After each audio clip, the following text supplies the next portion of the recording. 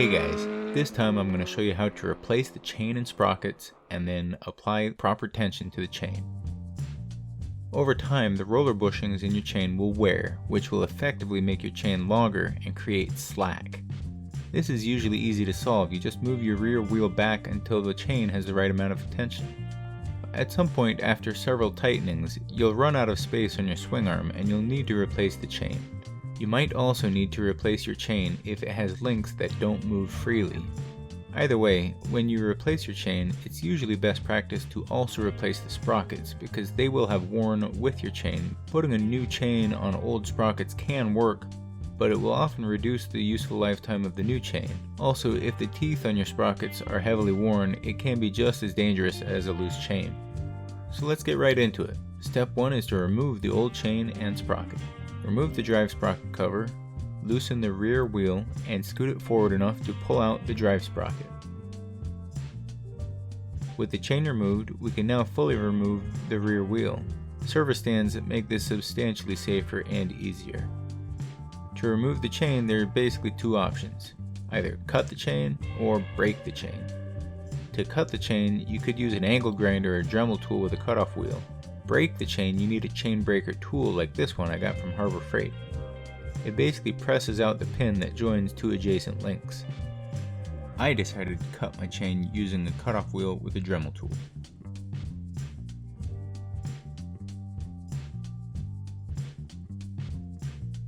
Removing the rear sprocket from the wheel is super easy. Just lift the sprocket flange assembly away from the rim.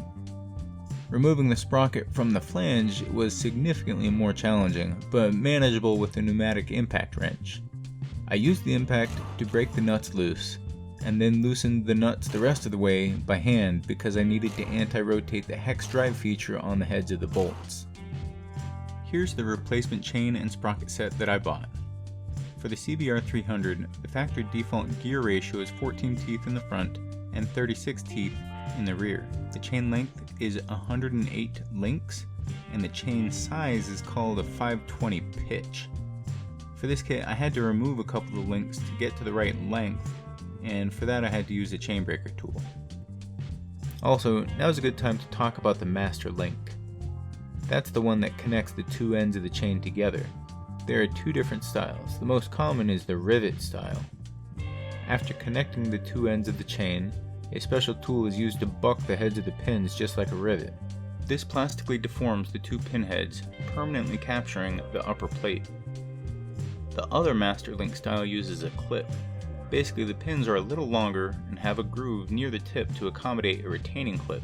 This mechanically fastens the upper plate in place, much like a retaining ring. For typical riding and home mechanics, the clip style master link is fine. For competitive riding or professional mechanics, the rivet style is the way to go.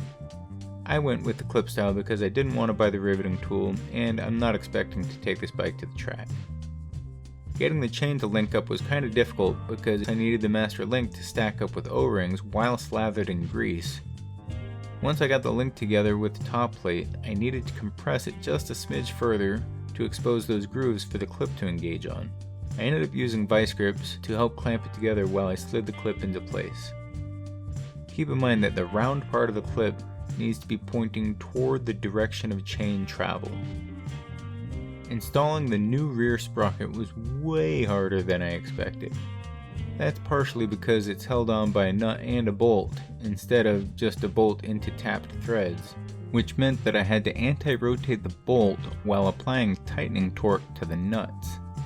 This was made more difficult by the fact that the drive feature in the bolts was an internal hex drive feature, which is super easy to strip, and I separately needed to make the whole wheel hold still at the same time. I ended up using a strange combination of clamps and bars, but eventually got it to work.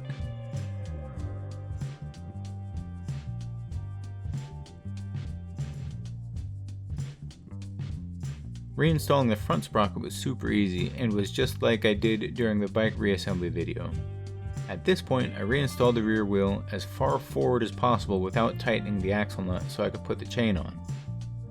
Now that all the new parts are in place, we just need to put the right amount of tension in the chain and tighten the rear axle nut. To apply tension to the chain, you just tighten the 14mm adjustment nuts on the left and right side. Use the markings on the swing arm to ensure the left and the right positions are equal. A properly tensioned chain should be able to move approximately 1 inch at the middle. Once the right amount of tension is in the chain, hold the adjustment nut still while tightening on the 12mm jam nut to prevent it from loosening. With the adjustment nut and jam nut in final position, you can now apply final torque to the rear axle nut. Well, that's it for this time. Thanks for watching.